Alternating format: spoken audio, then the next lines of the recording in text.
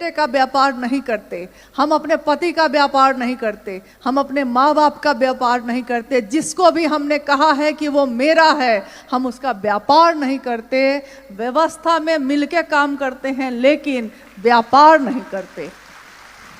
और जितना भर आपने साहब और दीदी का सानिध्य प्राप्त किया है माँ नीलमानंद जी के साथ इस लौकिक जीवन में, 3 वर्षों तक ही मैं रह सकी, लेकिन उनके उन 3 वर्षों में मैंने जो उनको जाना, जितना भर जाना, क्योंकि वो भगवती स्वरूपा, उनको मैं कितना जान सकूंगी।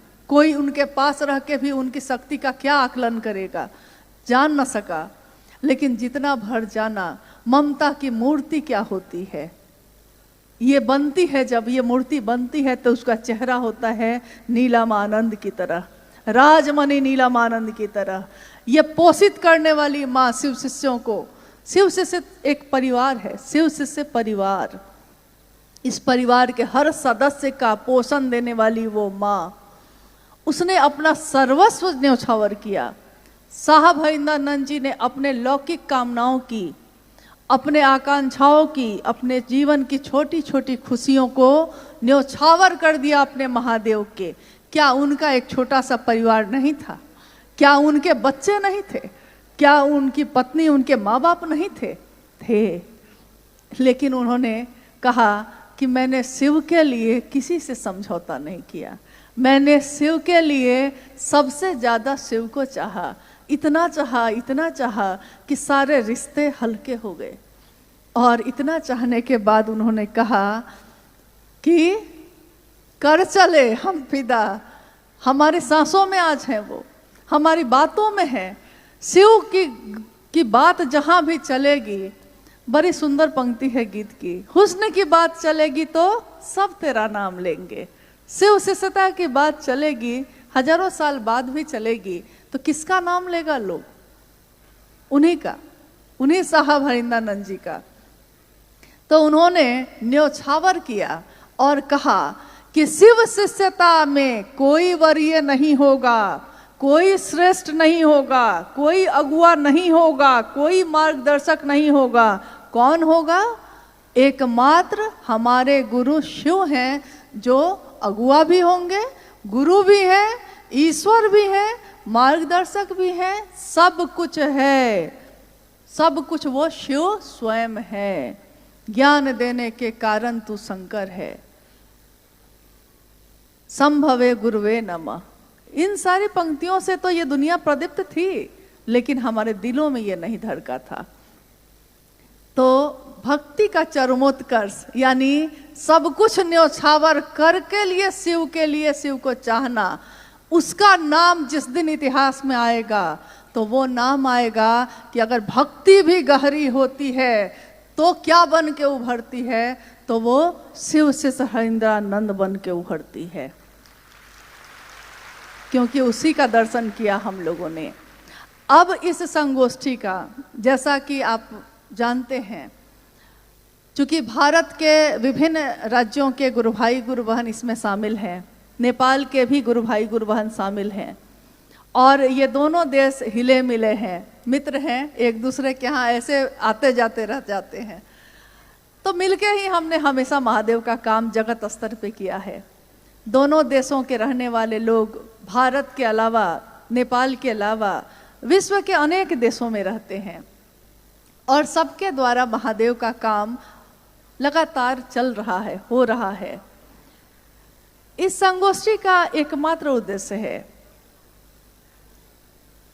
कि जो साहब हरिंद्रानंद जी ने चाहा, जो उन्होंने चाहा है, जैसा चाहा है, हम सभी मिलके चले। अब हमारे पास 2 रास्ते हैं। एक रास्ता ये है कि हम सब मिलके एक दूसरे का पैर खींचें, हम सब मिलके एक दूसरे का रास्ता रोकें, चलने नहीं दें किसी को, न खुद चले न किसी को चलने दे। ये एक रास्ता है जो ज़्यादातर सामान्य लोग करते हैं। और दूसरा रास्ता है कि हम सब मिलकर एक दूसरे की इतनी मदद करें कि चाहे जो आगे बढ़ के चले उसकी मदद कर दे, ताकि वो और आगे चले और आगे चले और आगे चले, और जगत गुरु शिव की शिष्यता जगत के एक एक व्यक्ति के दिल में गूंजे, सचमुच में, यथार्थ में, बोली में नहीं, भाषण में नहीं, सचमुच में हो। अब आप लोगों से पूछना है क्या करना है। जीवन एक ही मिला है, ये आगे पता नहीं क्या होगा। इस पार प्रिय मैं हूं तुम हो, उस पार न जाने क्या होगा। तो इस पार प्रिय जो मैं हूं और तुम हो, और इस पार जो भगवान शिव की शिष्यता मिली है, इस पार जो हमने साहब और दीदी का दर्शन किया है, ये दुनिया तो बड़ी खूबसूरत है, उधर का नहीं मालूम कैसा होगा। तो इस दुनिया में हम सब मिलकर क्या करेंगे, क्योंकि ये बहुत बड़ा मुद्दा है आज। सब मिलके क्या करने वाले हैं, हम सबका संकल्प क्या होगा। ऋग्वेद पहला वेद है धरती का। ऋग्वेद की अंतिम ऋचा यह कहती है, हमारी सभा एक हो, हमारे हृदय में जो भाव संचरित होते हैं वो एक हो, हमारी सोच एक हो, हमारी बोली एक हो। हम लोग जितने लोग यहाँ बैठे हैं, या वो सारे लोग जो आज सुन रहे होंगे, क्या किसी ने भी साहब हरिनानंद जी की बातों को छोड़कर दूसरी बात को दोहराया है कभी? शिव जगत के गुरु हैं, मेरे हैं, आपके हो सकते हैं, ये किसने कहा? उन्होंने कहा। 3 सूत्रों का निरूपण, 3 सूत्रों के द्वारा हमारा मन शिव के लिए आवेशित हो सकता है और होता है। ये किसने कहा?